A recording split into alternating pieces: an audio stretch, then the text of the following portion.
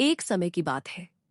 एक गांव में कमला देवी और उसका बेटा मोहन रहते थे। कमला देवी बहुत मेहनती और दयालु थी। उनके पति मोहनलाल अब इस दुनिया से चल बसे थे।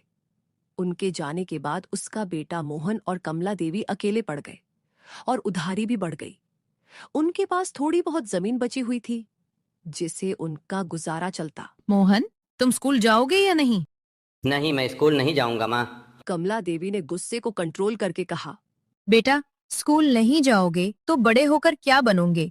मेरी तरह मेहनत मजदूरी करोगे क्या? हाँ माँ, मैं अभी से काम करना चाहता हूँ।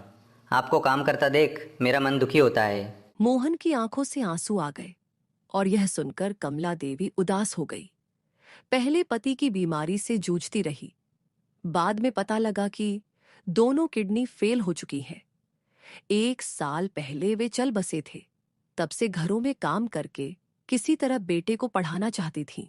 बेटा, मेरी चिंता छोड़ दे, मैं सब कर लूंगी। बस तू किसी तरह अपनी पढ़ाई पूरी कर ले, फिर हमारे पहले जैसे दिन आ जाएंगे।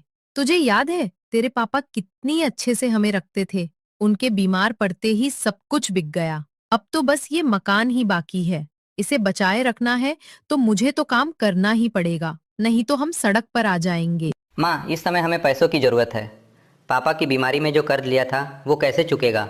जब कर्जदार आकर तुम्हें गालियाँ सुनाते हैं तो मुझे अच्छा नहीं लगता। माँ, बेटा, सब धीरे धीरे चुक जाएगा। मैं तेरी जिंदगी बर्बाद नहीं होने दूंगी। मेरी बात मान, पढ़ना मत छोड़। एक दिन सब ठीक हो जाएगा। दोनों एक दूसरे को समझा रहे थे कि तभी बाहर से आवाज आई। मोहनलाल, कोई अंदर है क्या? तभी दोनों ने बाहर जाकर देखा। कमला देवी ने देखा, सामने एक व्यक्ति खड़ा हुआ है।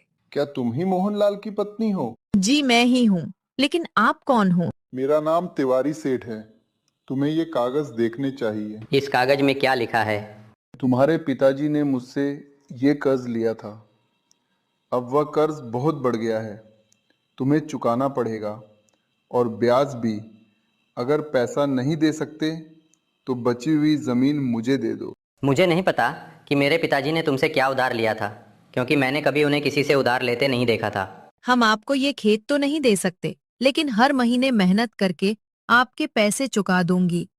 ये सुनकर तिवारी सेठ को दया आ गई और उसने कहा, मुझे तुम पर बहुत भरोसा है, इसलिए मैं अभी जा रहा हूँ और बाद में आऊँगा। दिन बीतते गए। कमला देवी और मेहनत करने लगी। एक तरफ दूसरे घरों में काम करना और दूसरी तरफ शाम होते ही मोहन के साथ खेत पर काम करना बहुत कठिन हो गया। एक दिन अचानक से मौसम खराब हो गया। तेज हवाएं, बारिश और बिजली की कड़कड़ाहट। जब सुबह हुई तो कमला देवी और मोहन ने देखा उनकी सारी फसल और मेहनत बर्बाद हो गई। मोहन ये देखकर बहुत उदास हुआ और उसकी तबीयत भी खराब हो गई। तभी बाहर से आवाज आई।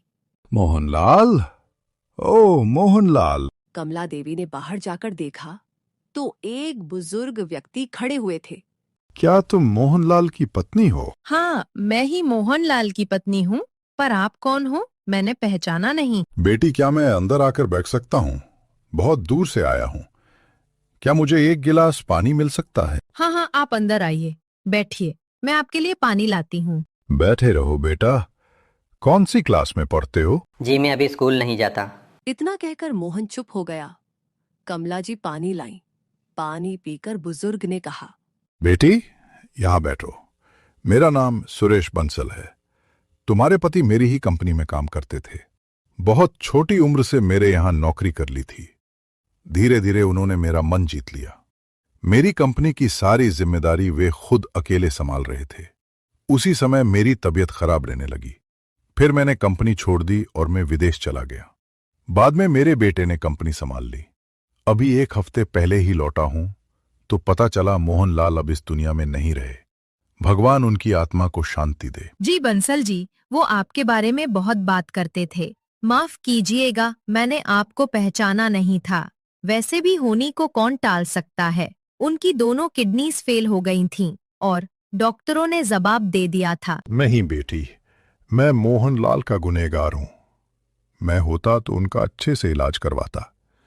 मुझे बहुत अफसोस है, जिस आदमी ने मेरी कंपनी को डूबने नहीं दिया, उसके अंतिम समय में उसका साथ ना दे सका, और मेरे बेटे ने 1 महीने की सैलरी देकर आपको अपने हाल पर छोड़ दिया। अब तुम चिंता मत करो, मोहनलाल की सैलरी जब तक तुम्हारा बेटा अपने पैरों पर खड़ा नहीं हो जाता तुम्हें मिलती रहेगी। कल मैं रहूं या न रहूं, सैलरी तुम्हारे खाते में आती रहेगी। अपने बेटे को खूब पढ़ाओ। ये लो कुछ पैसे हैं, रख यह लो। सुनकर कमला जी रोने लगी। मोहन की आंखों से भी आंसू बह रहे थे। बंसल जी, आपकी बहुत मेहरबानी। भला कौन ये सब करता है? मरते समय भी उन्होंने कहा था, काश बंसल जी होते तो मेरा ध्यान रखते। लेकिन उन्हें क्या पता था, उनके बंसल जी उनके जाने के बाद भी उनका ख्याल रख रहे हैं। सुरेश बंसल जी बिना कुछ बोले चले जाते हैं। अगले दिन ही कमला देवी के अकाउंट में सैलरी आ गई। मोहन रोज स्कूल जाने लगा और तिवारी सेठ को उसका पैसा लौटा दिया। इसी तरह कई महीने बीत गए।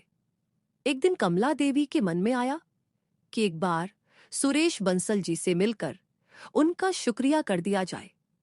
वो पता मालूम करते करते उनके बंगले के पास पहुंची। बंसल जी से मिलना था। क्या ये घर बंसल जी का है? हाँ, ये घर बंसल साहब जी का है, लेकिन अभी उनके घर पर कोई नहीं है।